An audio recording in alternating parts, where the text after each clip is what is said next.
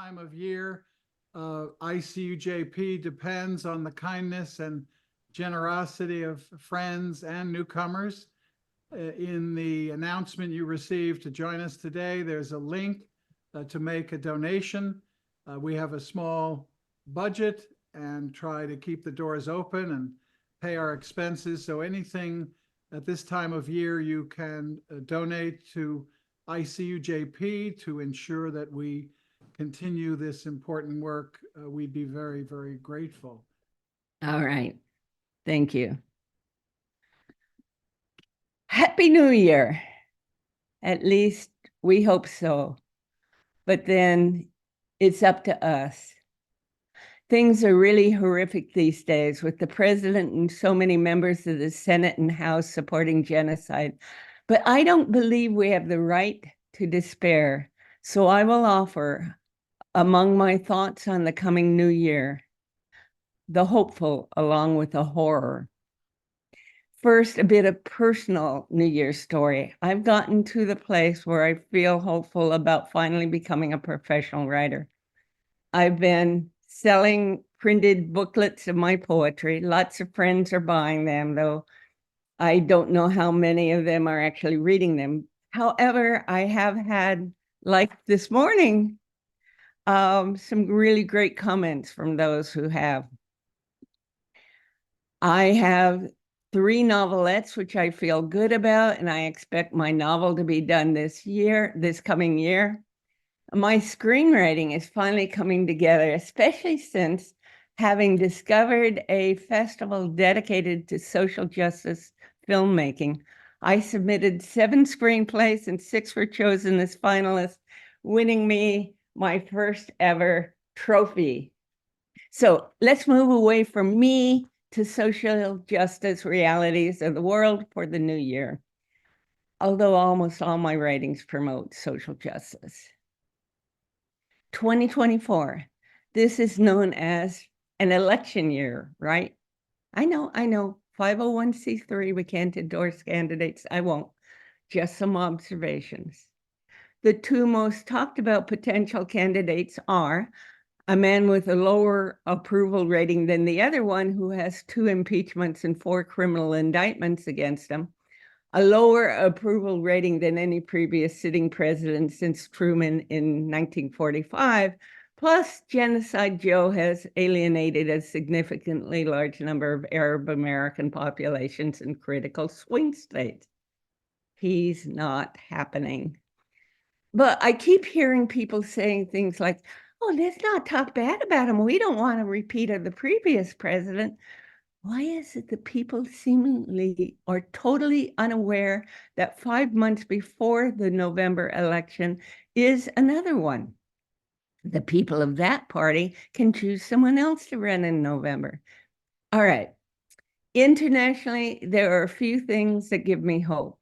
There is the BRICS plus, and there is the uprising of the global community around Palestine. First of all, the BRICS plus. Unmute yourself if you can name the original BRICS nations. You ready? Who's the B? Brazil. Good. The R, this is easy. Russia. Hey, come on, it's got to be not the same 2 people, same person the whole time. Where's the rest of you? Are you unmuted? I is India. India. Right, good. India. C. China. S. South Africa. Oh, okay, you can remute yourself. These are 5 nations who came together having one thing in common, the desire to free their economies from US domination. They established a bank for poor nations dedicated to sustainable development as an alternative to the World Bank and the IMF. At their convention in South Africa this past August, they admitted new members who are now part of BRICS plus. Saudi Arabia, United Arab Emirates, Iran, Egypt, and Ethiopia. Argentina also joined, but their newly elected president intends to pull the country out, wanting, I guess, to be subservient to the giant up north. With the admissions of these new members, the BRICS Plus movement has brought together nations that have been feuding with each other. And 23 more nations are now applying for admission. This is seriously undermining the power of the US American empire. The most painful part of this year, with no guarantee it won't continue into the new year, is the genocide happening against my beloved sisters and brothers in Palestine. The most exhilarating part of this year, with all signs that it will keep growing into the new year, is the global movement against it and against US domination. Earlier this year, as I kept hearing of the constant violence from occupying troops and settlers, mostly in the West Bank, totally ignored by the capitalist media, I began asking, when are we going to start using the word genocide? Suddenly I had my answer. The word is now widely applied to the attack on Gaza. It would be hard to deny that what's happening now in Gaza and the West Bank is genocide. Impressive rallies are now taking place constantly all over the world. Perhaps over 1 million people have hit the streets. Particularly impressive to me are those Not in Our Name events organized by If Not Now and Jewish Voice for Peace, and being among thousands led by the Palestinian youth movement is exhilarating. But did it really need to take this level of violence against defenseless civilian populations of women, children, and men to get the masses over the fear of being called anti-Semitic if they insisted on asserting that Palestinians are human beings? Zionists try to justify bombing a multi-story residential building by telling us of terrorists allegedly hiding in there. I hear this from some of them when we're leafletting and holding placards on the Santa Monica promenade. And the Zionists aren't quitting. We can't quit. If we want a happy new year, it's up to us. Their lives are in our hands. We need to show up, even if that means holding a placard while sitting in a chair among people that are holding banners and placards. It isn't enough to just educate ourselves by tuning in every Friday morning. We need to get out on the streets as long as our bodies still have the ability to do so. Show up. Thank you. Thank you. Good thinking, and congratulations on your writing future career. I don't know quite what to call it. Success, that's the word I wanted. Now I think we have a poem. First, I hope I can get through this poem, partly because of the technology and partly due to the subject matter. And I want to thank you for letting me share it. I know I haven't been here in a long time. And I thought, well, it's kind of bold to send something and say you want to share and you haven't been around. But I feel so full, so passionate about this that I did it anyway. And thank you for allowing me to read. I hope you can see it. Yes. All right, hold on. Let me see if I can. Okay. The title of this poem is Do Birds Still Fly in Gaza? And I am the author of this poem, and the artist is Dr. Norma Harris. Writing at my neighborhood cafe in early morning. A raven sails on the wind's currents high above. I pause, lost in its beauty, the grace of this bird, my spirits rising with its effortless flight. Do birds still sing in Gaza? Do children look up, delight in a breeze caressing their skin? Imagine riding on the backs of birds past border walls to freedom. Do birds still sing in Gaza? Is there a breath between bombs and shaking earth when a bird's sweet song can be heard? Do birds still swirl and dance in formation amidst drones hunting their prey? Without the birds to show us how, can the human heart take wing? Do birds' nests remain in Gaza? Or have all the tiny eggs shattered in the rumble and thunder of war? Silence, where the raucous chirping of baby chicks should cause an old woman's cracked lips to smile. Are there still trees to shelter Gaza's birds? Sky on fire, death above and below. Where do birds go when their homes burn to ashes? Where do they flee to find safety and calm? Fly away, fly far, escape across the sea, carry Palestinian memories and dreams in your songs. The people look up, listen, and hope. Do birds still sing in Gaza? That was amazing. Thank you so much. Thank you. Yeah, incredible. Thank you so much. Where to start? I'm going to start with some personal reminiscences about Kamal, and then go on to some of the technical things. Kamal was here in ICUJP from the beginning, and he was a active and persistent advocate for Palestine, and he tangled with some what's the word I want, Zionist rabbis who were part of our group, but who held some different views about Palestine. And he was not afraid to take them on. And I admired that. It was a difficult thing to do. And it also inspired me to speak up and speak out. So anyway, I have managed to stay in touch with Kamal since he left the area. I forget what year that was. But we stayed in touch via Facebook.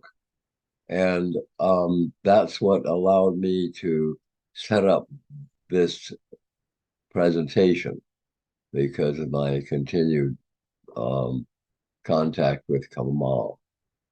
Kamal is an assistant professor of practical theology and director of the Interreligious Chaplaincy Program at the Graduate Theological Union of Berkeley. I didn't know there was such a thing as practical theology, but here we are. He has been in Ramallah, Palestine, and lived for 27 years under Israeli military rule. During the first uprising of 1987, he assisted in the production of several documentary films. And he has just returned from a visit to Israel and Palestine. And I'm looking forward to hear about that experience and hear about his take on the situation there. So take it, Kamal. Thank you, Phil. Good morning, everyone. I remember back on Wednesday, September 12, 2001, when the late George Regas invited us to join in for a meeting at the basement of the Baptist Church. And here we are over 20 years ago or later, we joined in the same group for a different topic, yet similar topic, as we always have been bringing about justice. And Steve, the slogan that we held dear and we still hold, that interfaith communities should never bless war and violence. And here we are again. We join to commit ourselves to this slogan and to live by it. And I'm humbled by the invitation. I would like to have this interactive. I use slides because sometimes it's hard to follow, especially if you use terms that are foreign to some. So I use them on the screen, and also that's my cheat sheet so I can know what I'm talking about. It is a personal reflection. If you see something and it is burning, please, by all means, unmute yourself and or send hand waving, and yes, interrupt me if needed. We'll dedicate most of the talk for question and answer. It is a personal reflection of what I experience and what I know. I've been away for about 30 years, frequently traveling back and forth. I lived there from, I was born in 1966 and I lived until 1993. What you see, the map explains basically the colonialist project of what has happened to Palestine from before 1947 up till the present time, and even the present time is less space.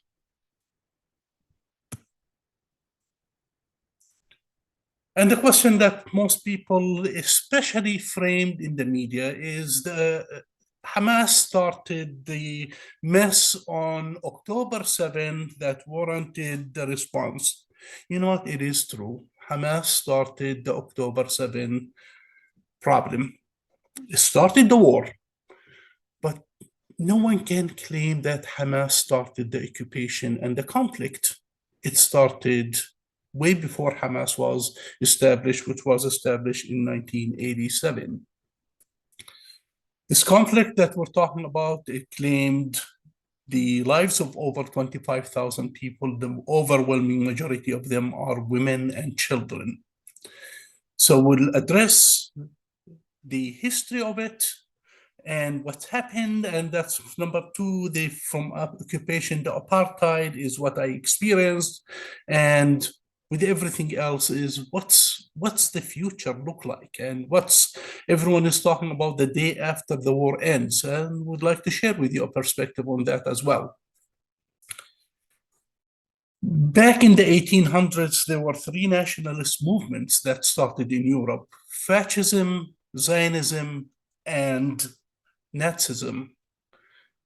Europe and the US later on took on fascism and Nazism, and they ended them.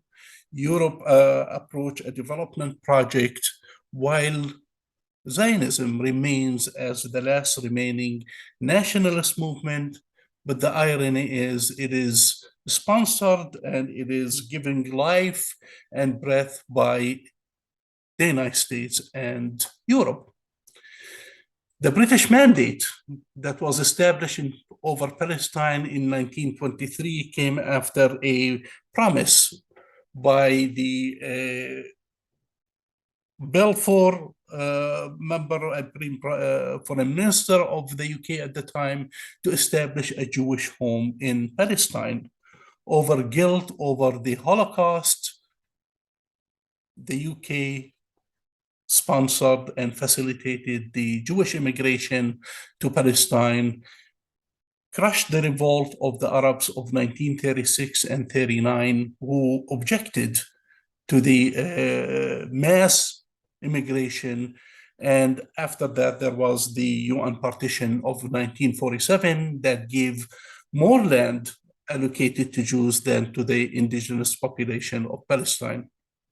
The War of 1948 ended in the defeat of the Arabs and the establishment of the State of Israel. That's to the two sides. One see it as a war of liberation, and the other one sees it as the Nakba. It's a word means catastrophe. The catastrophe that many people fled south to Gaza, north to Lebanon, and some walked for 3 days from the coast of Palestine into the West Bank. My hometown was the closest, about 3 days walking from Tel Aviv. They walked to Ramallah and then dispersed to the rest of the West Bank and to Jordan. Well, today we see the same picture is happening, but happening out of Gaza, as the fear is to expel Palestinians to Sinai or any other places. The same thing, the destruction of the villages, the way we see it today as happening in Gaza happened back in 1948. And the names were changed. The Arab indigenous names of towns and villages were changed into Hebrew ones. About 20% of current population in Israel is of Palestinian descent, and they lived under Israeli military rule until 1964. Later on, they were given the citizenship. The second Nakba of 1967, you have people and countries that were defeated in 1948. They were determined to liberate Palestine. They failed again. And in that failure of 1967, Israel occupied the entire West Bank, Sinai, the Golan Heights, Gaza, and East Jerusalem, which they annexed in 1980 as the unity and eternal capital of Israel, which was rejected by the world community until Trump recognized Jerusalem as the capital. Sinai was returned back to Egypt with the peace accord between Egypt and Israel, and part of the Jordan Valley was returned to Jordan as part of the Jordanian-Israeli agreement, while still settlers lived there as renting that property. Until 1993, on paper, the military rule of Israel over the Palestinians, I experienced several laws that were put in place. The 1945 emergency British laws are in place and are still active up till today. Most notorious of those laws is the administrative detention, which gives Israel the right to hold people indefinitely without charges, 6 months at the time, and able to renew automatically. You have the land law of the Ottoman Empire, and which states that lands that are vacated will go to the state. So you have many of Palestine's land was lost to the occupation because it became state land. The state land then turned it into settlements and brought over 500,000 people who are Israeli or Jewish settlers into the West Bank. You have the Jordanian family law and the numerous Israeli military orders that basically control every aspect of your life, and many of them are unpublished. For example, you cannot plant a tree without a permit. Well, how would you know that? Well, if you plant a tree on your own property, no one will say anything. But if that land is subject to confiscation, there is a law that says if you have not cultivated for 15 years, it becomes state land and they will take it. So if you come to plant a tree that goes against the plan to confiscate it, so say here's a military order, you cannot plant a tree without a permit, and it goes on and on. I was born 6 months before the occupation. So 1967 to 1987, it's the height of the Intifada or starting that. So you have, I recall back in the mid-70s, the first elections of the municipal elections in Palestine, and the representatives of PLO, the Palestine Liberation Organizations, won all the elections, and those who were affiliated with Israel failed. Following that, Israel started the militia called the Villagers League, and they armed them and trying to divide the Palestinian society together. That failed. In the 1980, when the war in Lebanon broke out, you have all the mayors of Palestine were replaced by Israeli soldiers because that plan failed to control the life through elections. So the civil administration, which is an Israeli military establishment, took control over Palestinian life. During that time, we have the heavy taxations, brutal occupation that crushed any and every aspect of nonviolent movement. And the Intifada, or the uprising, started in 1987. During that time, the successive governments, whether be it the Labour or the Likud, they were bent on maximizing land confiscation and built a ring of settlements around the West Bank, around East Jerusalem, outside of every town, basically cutting the natural expansion of every town and choking that to be surrounded by a ring of settlements.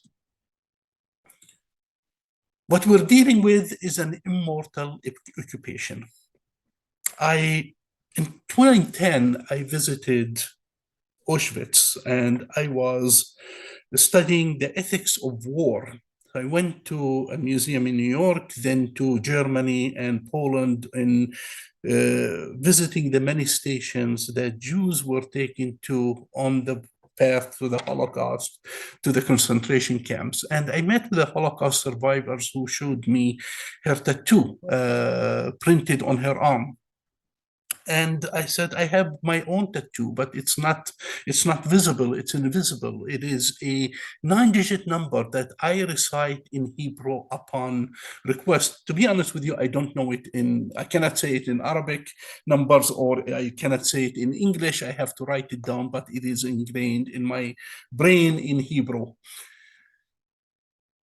Fast forward to 1993, when the Palestinian Authority was established and they started issuing passports. Well, guess what? That same number is printed on the Palestinian passport. It's like having your social security number given to you and changing rulers in the US from, let's say you are now governed by the French, and say, well, it doesn't matter who you're governed with, your social security shall remain on the top of your passport.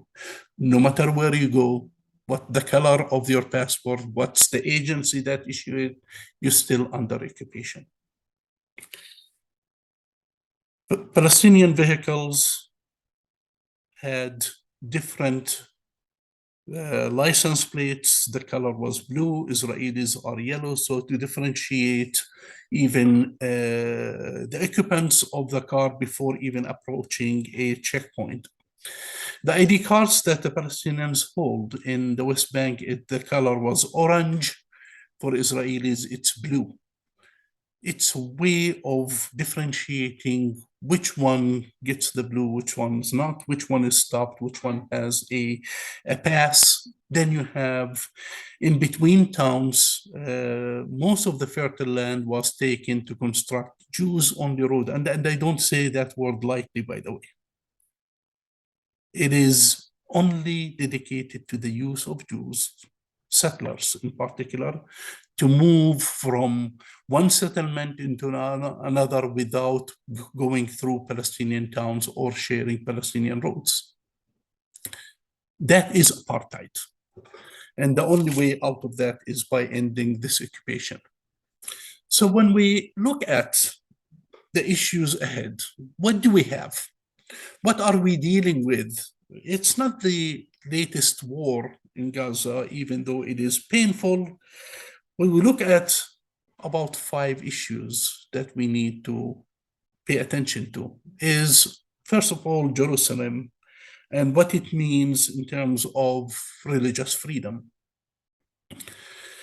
What happened in Hebron, that's the hometown of my parents. The Israeli army went into the Ibrahimi Mosque, or where the cave or the patriarchs, where Prophet Abraham is buried, Isaac, where is Leah, Sarah, It's basically the tomb of the patriarchs. There is a mosque established on top of that, and Israel divided that, both in terms of space and time. The Palestinians, and that to serve about 400 settlers born in Hebron, versus over 120,000 Palestinians, divided the mosque in terms of space and time, where you can go and where you can't, what time they can use the mosque and what time they can't. Back in 1994, a massacre happened at the mosque, and over 20 Palestinians were killed while praying. The same thing, there is a fear of dividing the Al-Aqsa Mosque, and that's where the current cycle of events are happening because of provocations back and forth and the failure of Israel to stop the extremists who are going into the mosque frequently. The second one is the right of return for the refugees. Those refugees who were internally displaced, forced to leave their home, current home, which is Israel, to go into the West Bank and Gaza, and those who were outside of the country, in the surrounding countries and in the diaspora. They have the right to return, and that is guaranteed by the United Nations General Assembly. So far, it has not been given. And unless that refugee problem is solved, I don't think there will be any peace for any of the Arab countries or Israel. The third one is the Palestinian political prisoners. Unfortunately, there are over 10,000 Palestinian prisoners today in Israeli jails, as young as 7 years old. And you have children who are born to pregnant mothers who are living in jail as well. Everyone deserves freedom. Just the way we're asking those who are held in Gaza to be freed, those who are held in Israel must be freed as well. The Palestinian infrastructure has been from day one forbidden from being established, because establishing at the time when I was there, I have 1.5 million Palestinians. Today we have over 3 million Palestinians living in the West Bank and Gaza and Jerusalem, having them economically dependent on Israel. That means anything that will be allowed in terms of trade or agriculture is complementary and something that does not compete with Israeli products. So you'll have always a consumer that is dependent on Israel.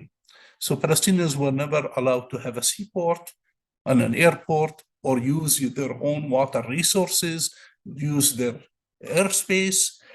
The water issue in Palestine is really in dire need, because you have 3 aquifers.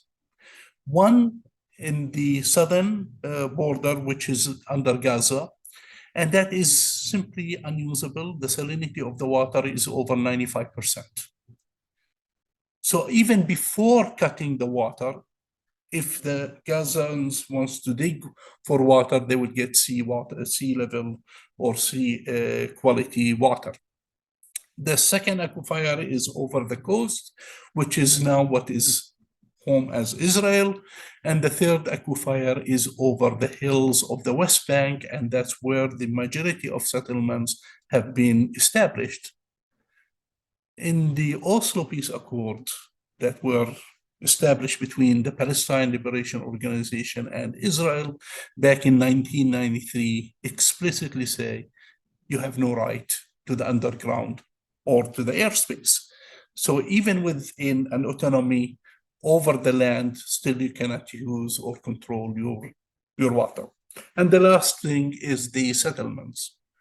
The settlements that were dubbed by the majority of the US administration as an obstacle are, according to the 4th Geneva Convention, illegal, because that means as an occupying power, Israel cannot move its citizens into the occupying areas. But today we have over 500,000 settlers who are living in the West Bank and Jerusalem and outside of Gaza.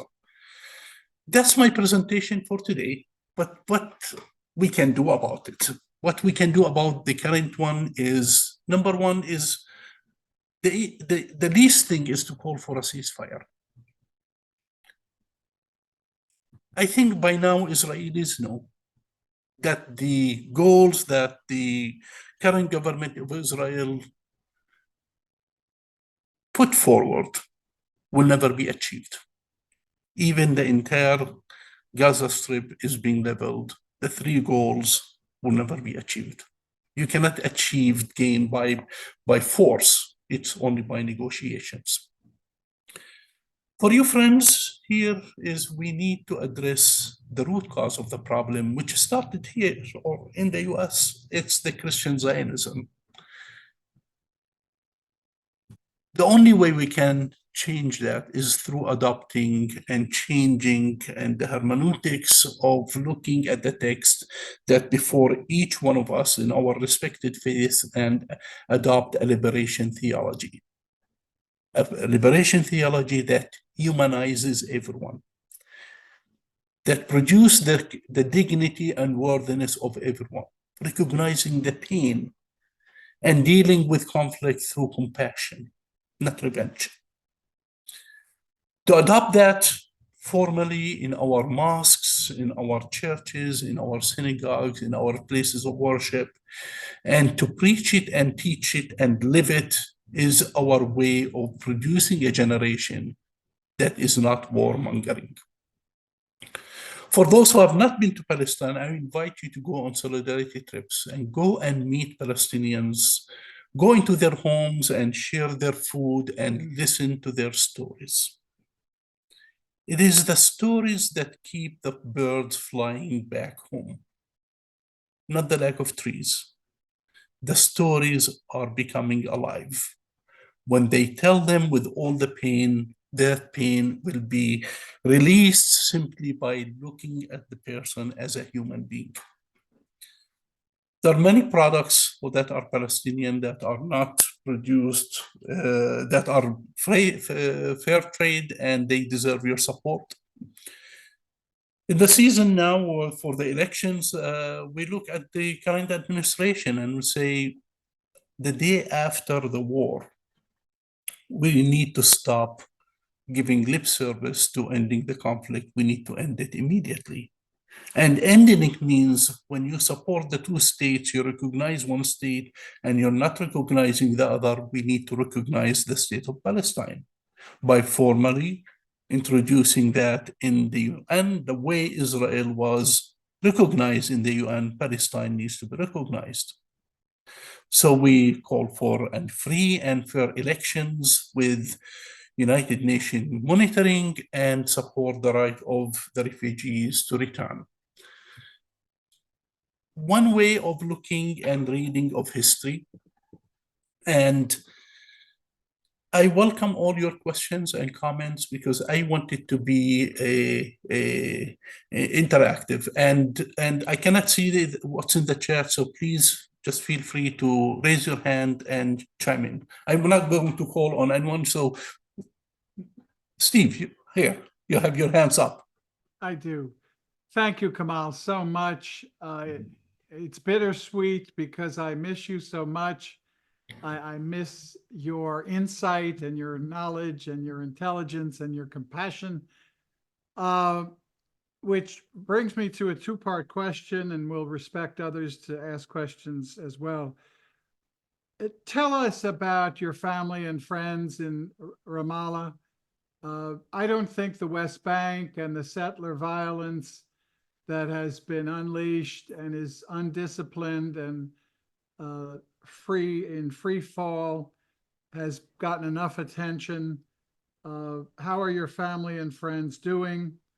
And the second is a more practical question. We just hear so much. We've had speakers say that Hamas has minority support among Palestinians. Others have said it has majority support among Palestinians. From a political analysis, what how has Hamas done as the political administrator of Gaza? And what do you think the future needs to be, whether there's a future in Gaza with Hamas or without Hamas? So Thank those you, are two clusters of questions. My family in Ramallah, as long as the Israeli army is not going to Ramallah, they're safe. Once they leave outside the borders, they're not safe. Outside the city limit. I'm in communication with them daily. I have a brother who has a store in the town next door in Jericho. And it is about under 1 hour ride travel from Ramallah to Jericho. He has been unable to open his store for the past 2 months. He tried to go twice. He was shot at twice by settlers and simply decided to stay home. So between towns, settlers rule the roads, and the Israeli army is not doing anything to stop them. Over 300 Palestinians were killed in the West Bank since October 7. And that has nothing to do with Hamas. That has to do with an Israeli army determined to make life unbearable for the Palestinians. But the issue of Hamas, back in the 70s, Israel crushed the labor unions, crushed anything that is nationalistic in nature. And the irony, they allowed the Islamic movement to flourish, to bring in money without question from Saudi Arabia, from Egypt, from Jordan, to the point that Hamas built, or before it was called Hamas, the Islamic bloc, they built the vast welfare system in Gaza. In my communication with an FBI director back in LA, he said, Kamal, part of Hamas is terrorist and the other part is offering services to people that services are needed. But the issue is, if you donate to them, you're freeing some of their money to go to terrorism. So when we talk about Hamas, we have to say which part of Hamas is. If we're talking about, do Palestinians support Hamas? Yes, absolutely. They support anyone who would give them food. It's like the missionary when they say, come and we'll give food to the Muslims. They say, here, take some food. As long as there are no strings attached, they will take it from anyone. People in need are desperate, so they will take it from anyone. Now we're looking at the support of Hamas politically. I supported them when they won the elections because it was fair and free elections. We cannot be in a democracy and pick and choose who will be the representative. If the people voted for them, they should have been given the opportunity to govern and fail, by the way. There are some groups are best to remain in the opposition. We saw that in Egypt with the Muslim Brotherhood. They were best in the opposition and directing the country as a moral compass. Hamas can play the same way in the face of corrupted Palestinian Authority. There will always be a room for them. They are part of the Palestinian people. I will not go to rule them out and make them as the villains. No, they are not the villains. I disagree with some of their approaches and tactics, especially targeting non-combative civilians. But Hamas is a response to the occupation. So before we sharpening the saw and take it on Hamas, have to always put the occupation under the microscope. Lenore, you have a question? Or I'm sorry, Dave?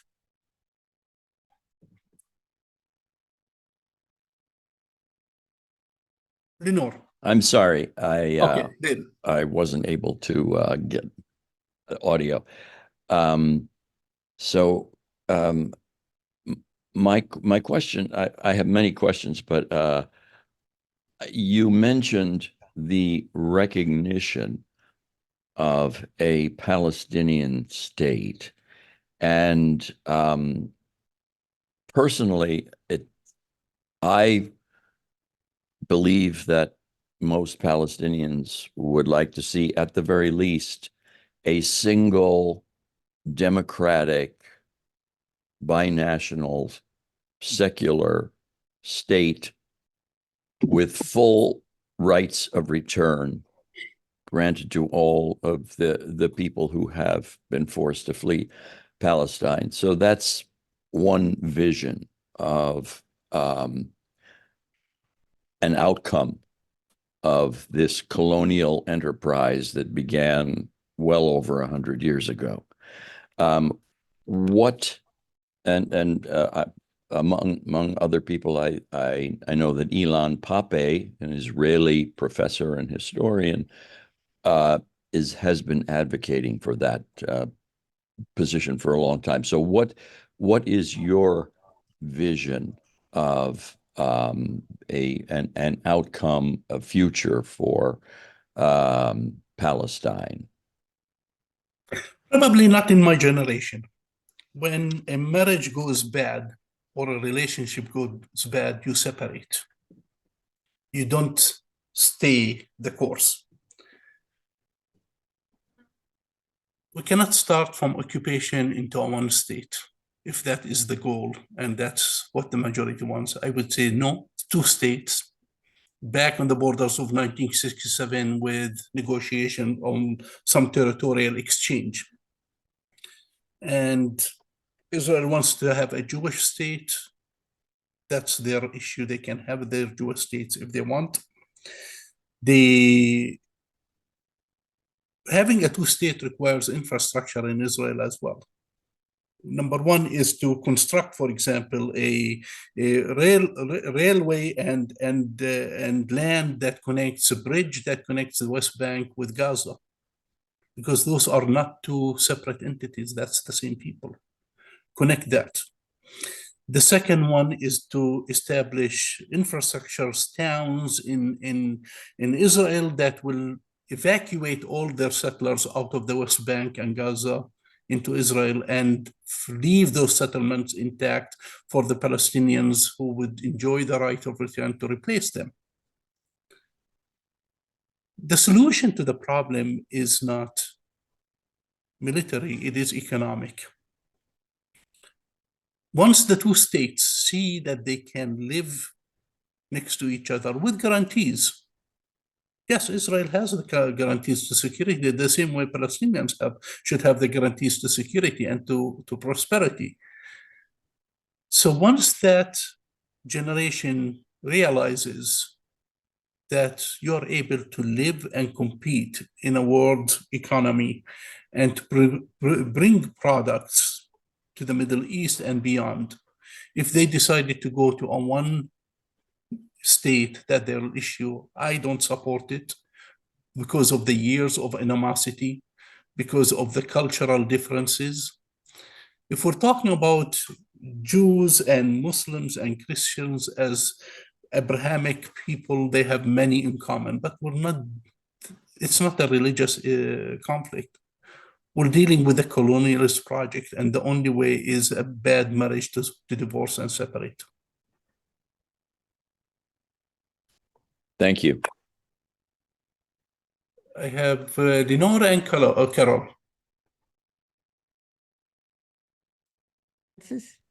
Yeah, thank you. A follow-up on what you just said. I know it is the right of the Palestinian people in Palestine to decide between 1 state and 2 states, and I hear what you're saying. And you're talking about a railroad possibility between Gaza and the West Bank and East Jerusalem, but I would not personally, I mean, I would not see that as working as well as going back to the 47 borders, which the UN, and that was only about 35 countries, voted to give land to the European Jews that didn't belong to them in the first place. But there, it's the first of the four maps that you showed us. There were two contiguous states, Gaza and the West Bank touched each other. That's the 47 borders that the UN illegally voted to give. The 48 borders are the ones that Israel took with Irgun and the Stern Gang and their terrorist violence. So if I were to say, okay, two states would work as long as it's the 47 borders, not the 48 border. But also, here's my problem with that, is that knowing that it's my government that's been causing the problems, wants to keep the United States from saying Israel is a democracy, regardless of how they treat anybody else. Yes. And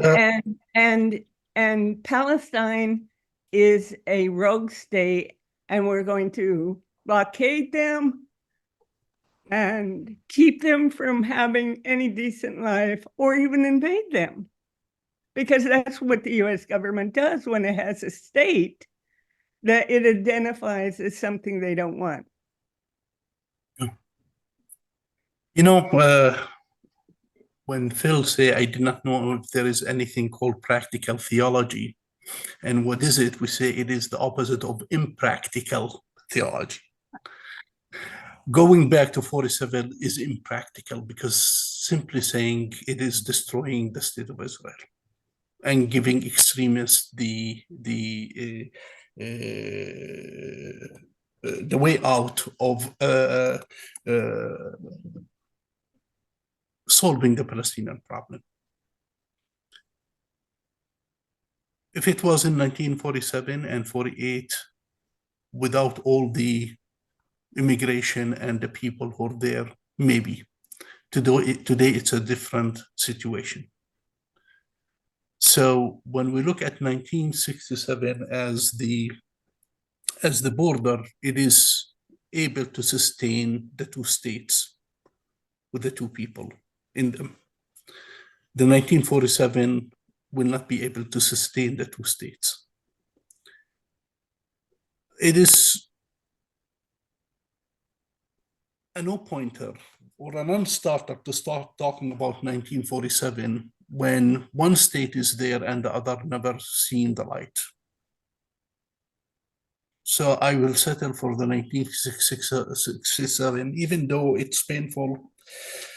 Back in 2015, I was in a town in Israel. The majority are Arabs, Palestinian background, Israeli citizens. And I had this visit with a young woman who's a college student. And it was really an emotional visit because she said, you abandoned us. We're the one who remained, and you abandoned us. You settled for the 1967. What about us? Mm. Then the first thing I said is apology. Yes, we abandoned you. You lived under a state that you're fighting for your equality as a citizen, but I'm fighting for my existence. Mm. But not to say you're not worthy, but my apology for abandoning you. And she threw herself in my arms, and today it's the struggle will continue in the West Bank for existence for those who decide to remain in Israel for equality, because they deserve to be equal citizens like everybody else. I have Lenore and Bonnie. Could you explain Christian Zionism? Yes. It's a nationalist movement that basically hijacked the teachings of Christianity, of peace and love, and replace it with war and violence. that believes in the supremacy today, that first of all, that their way is the way, nobody else is allowed. The second one is to bring about prophecies and the coming of the Messiah. There must be war in the Middle East, and they sustain that element of war, as if Christ will be coming on top of a tank. We say, no, that's not what Christianity teaches and preaches, and no, there is no need for war. And those are the same people who make the base for extreme policies in the US. So we say, no. Teachings of religions is all about peace, love, and prosperity, and we need to keep reminding ourselves. And yes, there are texts that are difficult, that address war and violence, and we always to look at it from a context and a contemporary eye, looking at it as a historical text for a context, for a time that is not there for eternity. Bonnie. Yeah, thanks, It's Kamal. always good to see you, Bonnie. Every time I pass your street in Pasadena, I think of you, and that's like 3 times a week. So the 2 things I'm kind of want to put up, but also Aisha put some really important questions in the chat, and I hope she'll bring them up herself. One thing is, I think it really is important that these population living in present day Israel is not monolithic, that some 20% is Arab, that another big chunk is dark-skinned Jews who suffer their own discrimination, and that the government was immensely unpopular all this year because so many Israelis supported Zionism because they thought they had a secular democratic state, and then they realized they do not have a secular democratic state anymore.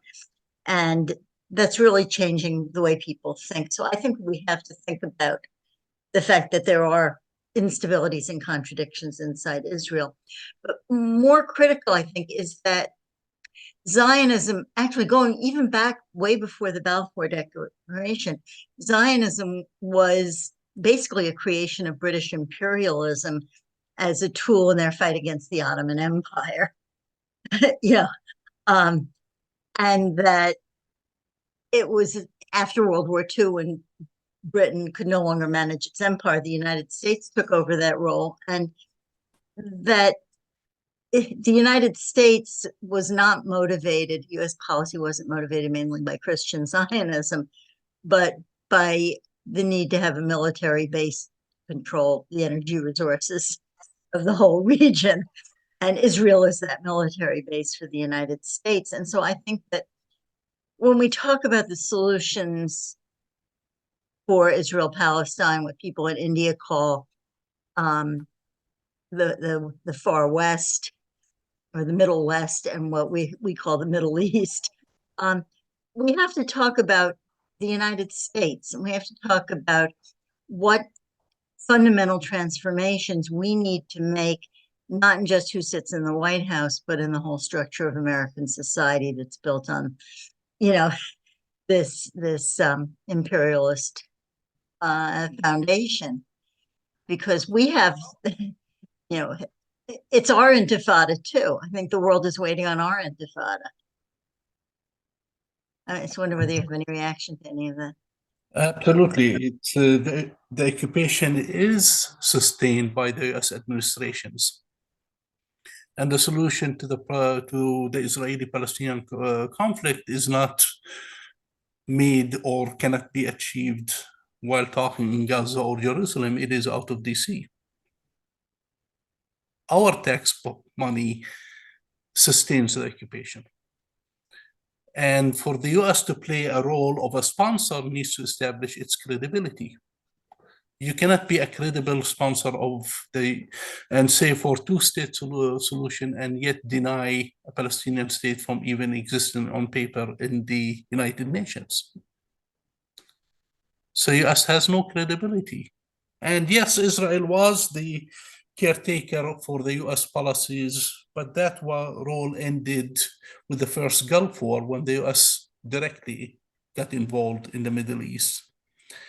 So it is a liability to keep and to connect the future of the US with the military occupation in Palestine. And many people are afraid to speak up because they are afraid of being labeled as anti-Semites. Anti-Semitism is dangerous, and it's real, and we must fight it. Anti-Semitism is not the same as criticizing the policies of the State of Israel. If that is true, most Israelis will be anti-Semites because they are in the streets demonstrating against their own government. Mhm. And to your question, Aisha, about how a Palestinian state is sustainable. Back in the 90s, when I was in Palestine in filmmaking, I met with an economist in Gaza. And I said, what would be the future of Palestine and how can this be sustained? At the time, Hong Kong was not part of China. And he said, Palestine to Israel is like Hong Kong to China. At the time that there was a worldwide boycott of anything made in China, they would buy it if it's made in Hong Kong. Well, today, Palestine and Israel are surrounded by millions of consumers who would buy anything made in Palestine, will not buy anything made in Israel. It is the economy that will sustain, not the geography. In the early 90s, I counted 38 Scud missiles fired from Iraq to Tel Aviv when I was living there. I was given the reason for many, many years that Israel is holding on the West Bank as a buffer zone to protect Israel from Arab enemies surrounding states. With the technology today, you don't need land to feel the threat. Or you cannot hold indefinitely on people saying, this is my way of safety. We were kept literally captive. So Palestine can survive on a tiny patch of land. And who pays for it? The first thing is you, your tax money. It is the US that sustains the occupation. It's the US that is destroying Gaza. It is the US that is ruling the war and managing the war, and the US must pay for it. UK must pay for it. Israel must pay for it. The Arab countries don't have to pay for it. They did not start and they did not maintain this conflict. So let's be clear here. The price for peace is heavy, and who's willing to pay it? It's easy to pay lip service, and we have seen with the current president that anytime you tie your future to a warmonger, he's going to take you down with him. Yes, I recognize this is a 501c3, but we cannot remain silent. I cannot tell you how to vote, but we can tell you that the current president is not fit for an office anymore.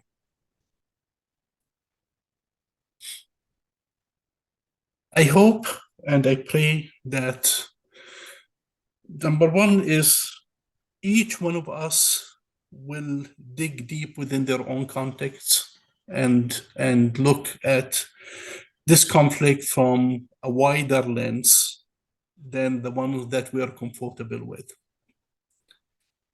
The Palestinians will survive. They're resilient people, the way we all of us are resilient. But speak up, because those who are silent, number one, you will not forgive yourself when you remain silent. Remaining silent is not an option. Organize events like this in your towns, in your community centers, in your homes. This is the time to reach out to everyone. Steve, you get the last word, I guess. You're the president. Well, I'm not sure about the last word. You know that we stay in session till about 9:25. Then I'm with you. Great, great. I'm going to invoke the memory of George Regas, that you were kind enough to mention. We miss him.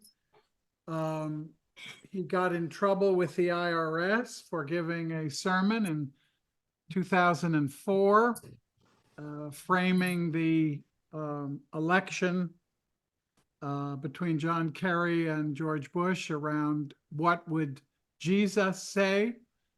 So we are entitled, even as a 501c3 organization, to discuss the merits and demerits of anyone seeking public office without the organization of ICUJP eventually endorsing a candidate. So within those parameters, in light of what you just said about the, elections are choices. Elections are not plucking the ideal person from an array of choices. It is making a choice between two candidates.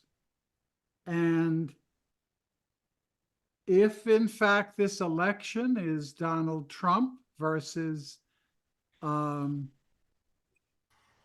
Biden, with some third-party candidates and others running as well, if you say that, as we focus on the Middle East, that Joe Biden is unqualified and unfit, is it your choice as the alternative to have the man who recognized Jerusalem as the capital of Israel and everything else Donald Trump has said in utter lockstep support of Netanyahu and Israel? Voters have to make a choice. Yes. So it's a choice of the worst of options. And to leave it on the table that Biden is unfit is an incomplete statement. Yes, I recognize that, Stephen. Thank you for that. And I said it in the context of talking about the Palestinian-Israeli conflict, not in the context of US elections, and I stand by it. The same argument has been, do not give the Palestinians their rights because Israel will be destroyed. And that's why this conflict drags on and on and on and on. When I say the president is incompetent to lead because of the ideals, the American ideals, that they were not there, the interests of the US are not in place because of what he has been doing. It is a Democratic Party problem to bring about somebody else. It's not an issue of between which is the two candidates. That's basically simply what I will say. I personally established back in, I would say, the end of October, a petition calling on the Democratic Party to replace, to nominate somebody else to run on the national ticket for president. It is a Democratic Party issue. It is not an election issue between who is to serve as president. That's where I will limit my comments onto this, not into if not Biden, then it will be Donald Trump. That's not that I'll leave it up to the voters, but I would say he's incompetent for the ideals of decency and democracy and fit to serve and protect the world peace. Is not the right person. Steve, it's December 2023. We don't need to pretend it's approaching November 2024. It's not between, hopefully not between the one that's in office now and that other guy. because we're sunk if it is because the other guy has higher ratings. And that's a third, and you said it's an election where we choose between two people. No, it isn't. There are also third people. I mean, Cornel West is running as an independent, and California is not a swing state. California is a safe state, so we can vote to make the person that we want to be the spokesperson for us, and it's not going to affect the national. It's just not. I mean, thank you. Thank you, Carol Francis. Rose? Yes, I just wanted to say, I mean, I totally agree with you that anti-Semitism and anti-Zionism are totally different things. But how do I convince other people of this? I have been in so many storming arguments with people who describe me as anti-Semitic, which I am definitely not. And I just don't know where to go with this anymore with these people. Do you have any kind of words of wisdom on that one? Well, I did say if criticizing the state of Israel labels one as anti-Semitic or anti-Semite, the majority of the Israelis today would be labeled as such because they are demonstrating in the streets against their own government. No, it is a way of silencing people, but also it is literally the responsibility of my friends who are Jewish Americans to take the stand and to say, no, it's not. Criticizing Israel is not anti-Semitism. Because if we start to do that, it will take away from the real anti-Semitism that is promoted by the extremists here in the US. We've seen that in many circles, including the past administration. We see that in simply in endangering the lives of Jews, Americans, and elsewhere. I say, no, anti-Zionism is not the same as anti-Semitism. Okay, thank you. I fully stand for the safety and the security and prosperity for my Jewish friends, and I'll stand in shoulder to have their lives and freedom be sustained. But the issue of criticizing Israel is not anti-Semitism. The Palestinian ambassador to the United Kingdom was on Democracy Now! This morning, and he said that he's extremely angry, and certainly rightly so. He said that that the global South and the global East is being alienated by what the United States is doing by virtually partnering with Israel in genocide. 99% of me agrees with the way he describes it in terms of our partnership. What can you help us deal with some of the implications of so much of the world's population drawing further and further away from any sense of the United States as the adult in the room? Where might this be going? Do you have some thoughts about that?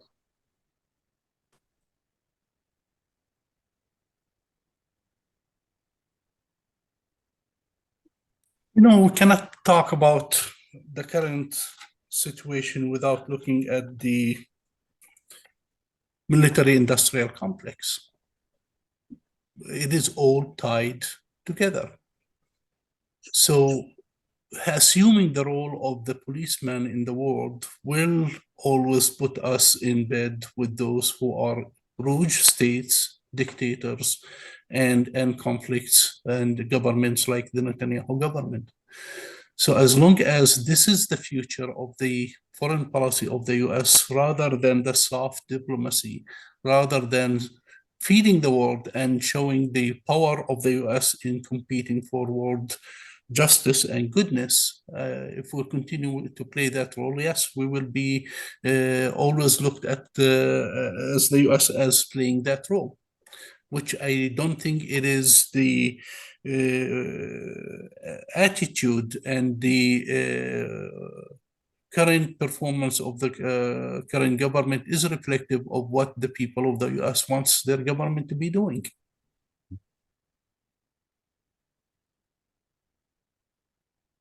Mm-hmm. People love the United States, but what United States are we talking about? Mm-hmm. Yeah. So it's simply they don't hate us because for the contributions that we give to the world, they hate us because of our isolated, narrow-mindedness. When the US, it is only next to Israel who will stand for 3 times using the veto for calling for a ceasefire. Mm-hmm. It's Yeah. really shameful. Yeah. It's costing us lives. It's costing us thousands of people. I do have friends in Gaza, including people who we were in the undergraduate studies together back in the 80s. And I wait every single day on Facebook to hear the word, good morning, it's another day, just to know they're still alive. No other words are being said. Say, you know, we have a responsibility to speak up against this government, to say enough is enough.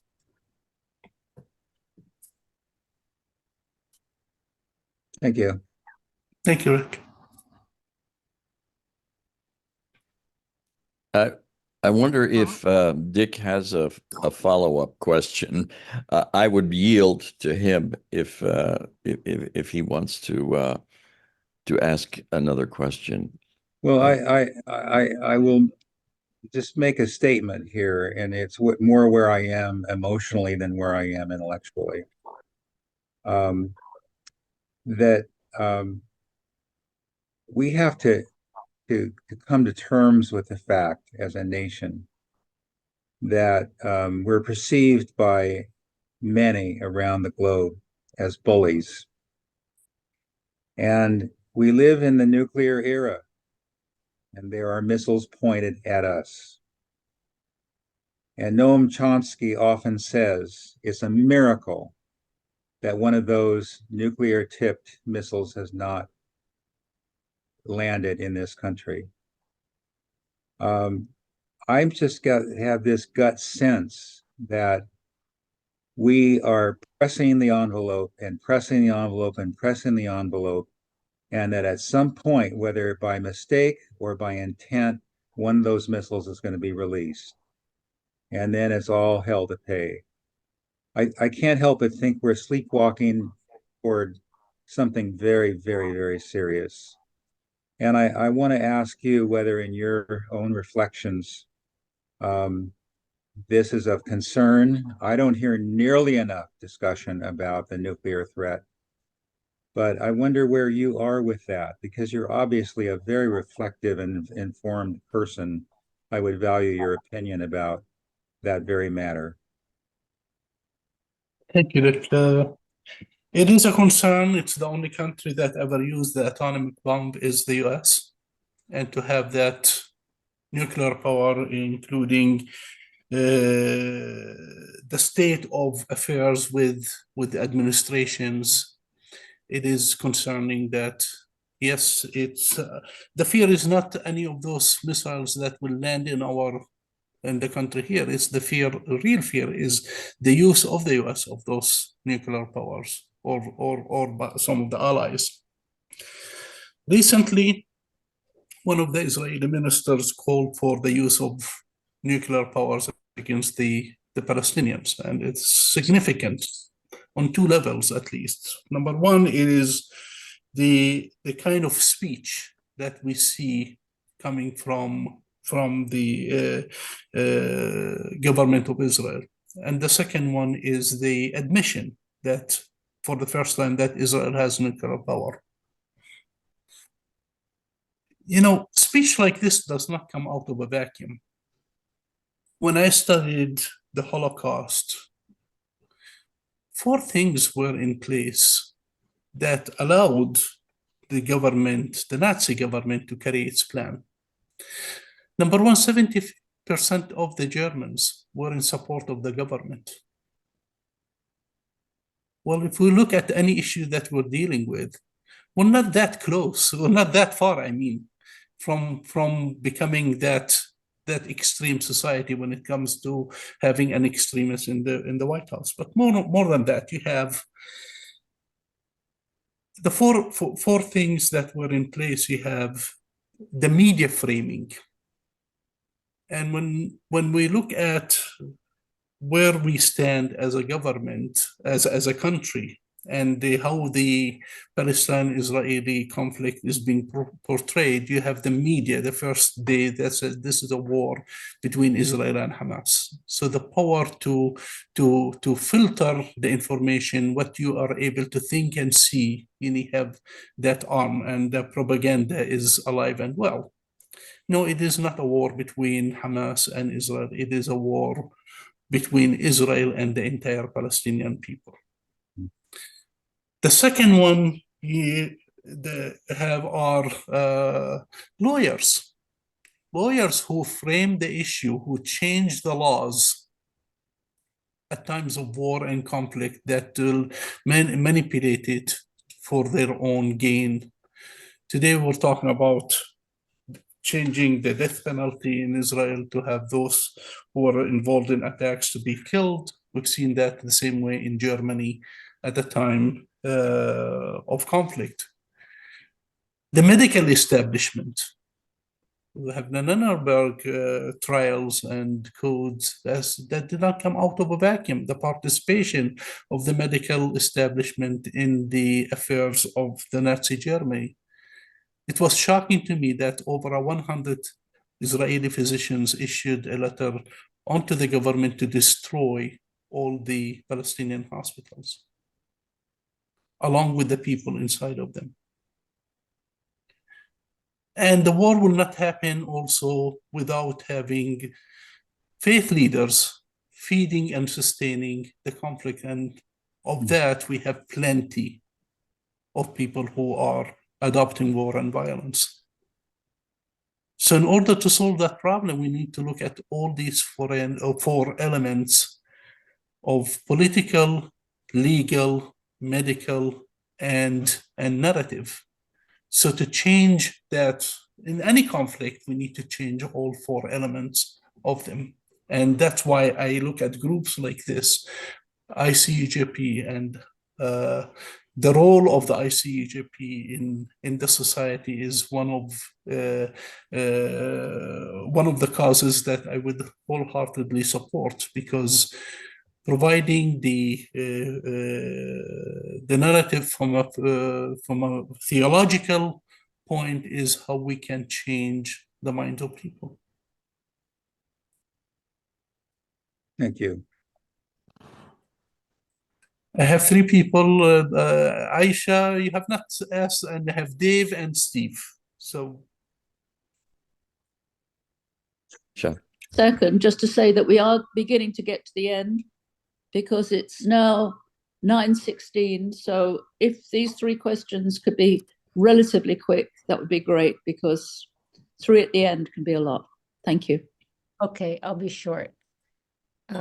One reason I came today is because I remembered that ICUJP is maybe one of the very few places I know that can hold the and, like, incredible grief for what happened on the 7th of October and incredible grief for what's happening in Palestine. One of the few places. And I haven't been able to talk about this. I just feel cut every time I start to talk. I have no language for what I'm witnessing. So I wanted to share that I looked up a book by Thich Nhat Hanh that talks about his experiences in Vietnam during the war. And he wrote, "Love itself was at stake." love itself was at stake. And that has helped me find my grounding. I can't be in conversations with people who are so triggered. There's no listening for information, for facts, they're just like totally out of their bodies, but I can hold a space of love itself is at stake. Now argue with that. And that's it. I pass. I share my conversation with people in Gaza. Love is still underground. Buildings are destroyed. Love is not destroyed. That gives me hope. That gives me hope that the future generation will grow and will be fostered by loving people. Humanity is still alive and well in the midst of all destruction. Steve and Soraya. I want to defer to Soraya and then see if I can get a last question in after.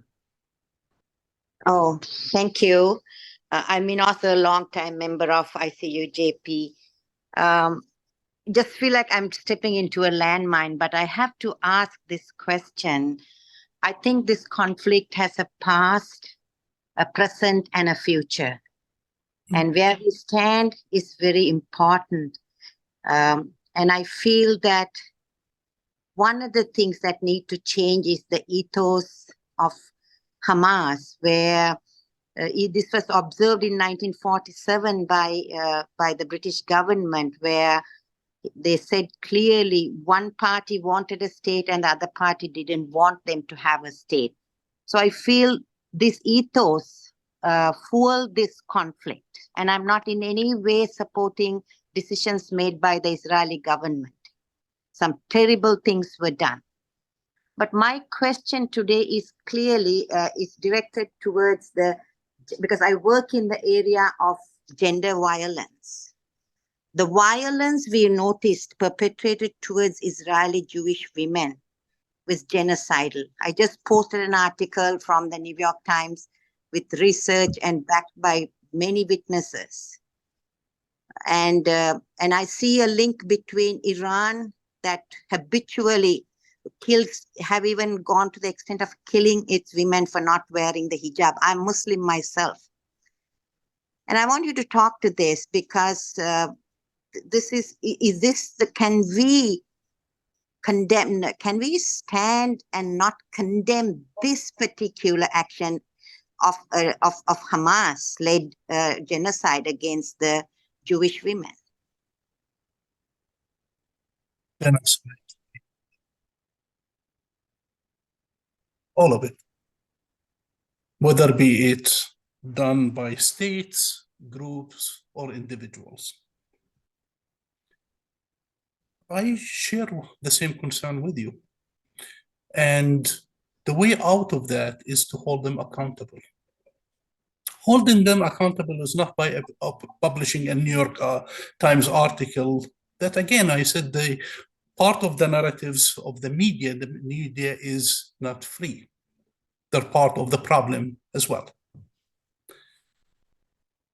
The best way to approach that is to have a fact-finding, have a commission looking at genocide and investigating that requires people to have free access to all of them, not simply, I'm not discounting what you're saying, but I'm saying I will not base my opinion based on a New York Times article. I say we need commissions to investigate them and to hold them responsible, all of them.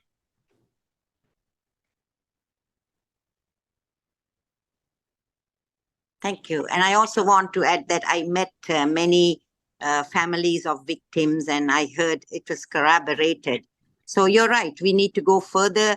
But I'm just like, how can a party like that, people in Palestine need to also do their due diligence? As we say, we don't want this party to be elected. And isn't it time even for Palestinians to ask this question, to elect a government that will represent their interests? that would include human rights and dignity for women. Yeah, I agree with you. But if you want to play the game of politics, you cannot have the cake and eat it. If there is elections, we have to respect the results of the elections, even though we don't like the person in office. And people have short history. We have just had a previous administration for 4 years, and that happened to them, they're gone.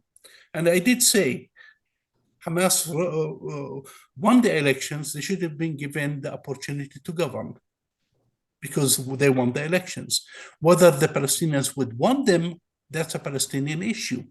That should not be who rules the Palestinians and who's the leadership of the Palestinian. That's a Palestinian issue, not for anyone else to. You can have your wish list, but at the end, really respect the integrity of the process and the will of the people and the intelligence of the people to run and to have. I'm a Palestinian, but I cannot tell my brothers who to vote for. That's their decision.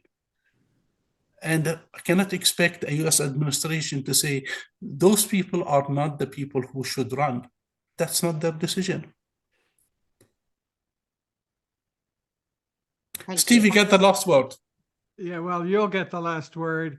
I've been gathering up some thoughts in response to Dick Bunce.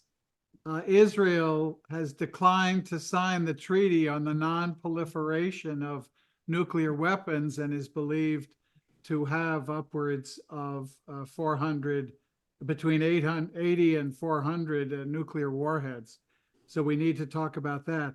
You cannot kill an idea. This notion that Netanyahu wants to eliminate Hamas is a hopeless, endless war concept. It's the same quagmire that the United States has gotten into in Afghanistan, Iraq, and elsewhere in our history. You cannot eliminate the idea of Palestinian rights, whoever is the spokesperson for those rights at any one time.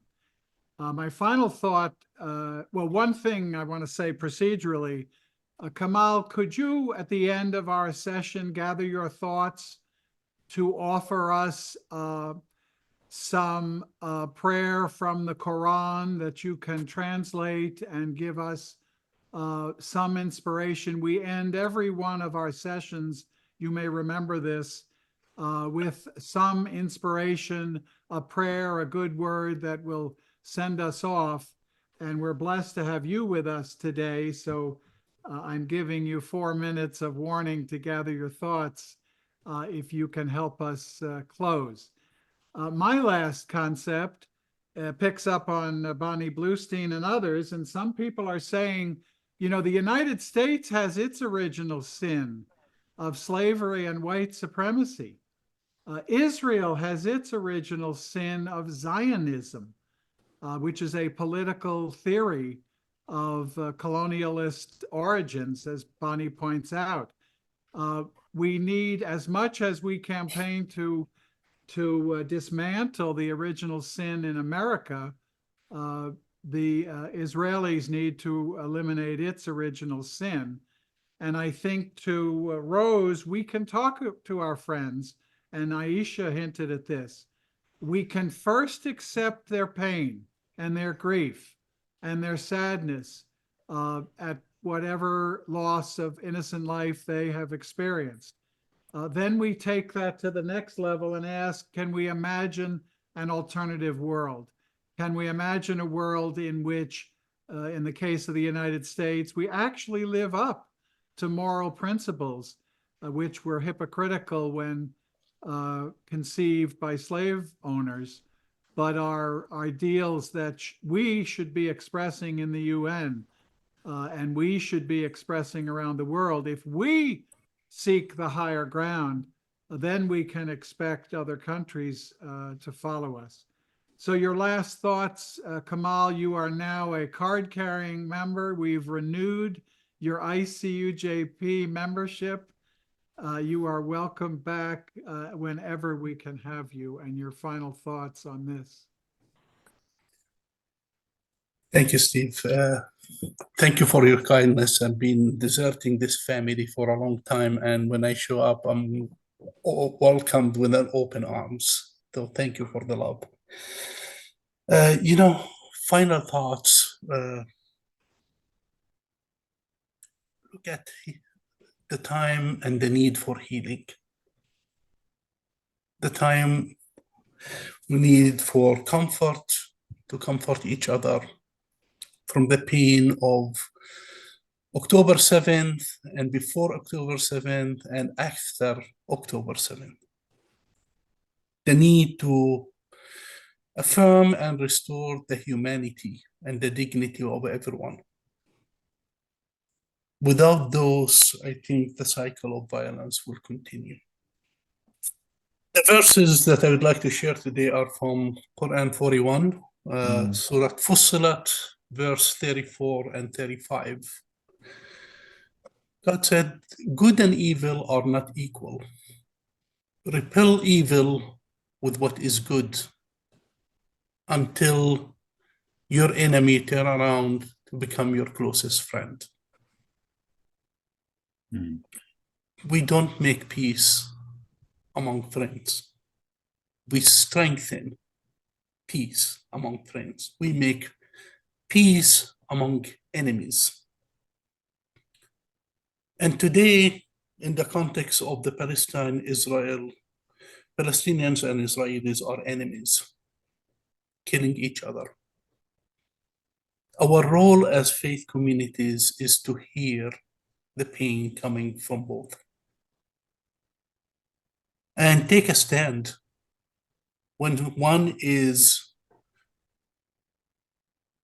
killing the other, we say enough is enough. Today they are unable to see the humanity, unable to see the future. Today they live in fear. We say our role is to give hope to people and not to live in despair. As a Muslim, God tells me directly in the Quran, do not be despair in the mercy of God. And probably that's why love is still there. Even though sometimes words fail us, we don't feel like saying it, yet it is what we breathe. We breathe love for everyone, even though at times of hurt. We look forward for tomorrow when we put our collective thoughts and abilities into action so our children will have a better future than the one we have. God bless all of you. Thank you so much for inviting me, and thank you for the welcoming, and I hope to see you in the future weeks and months as well.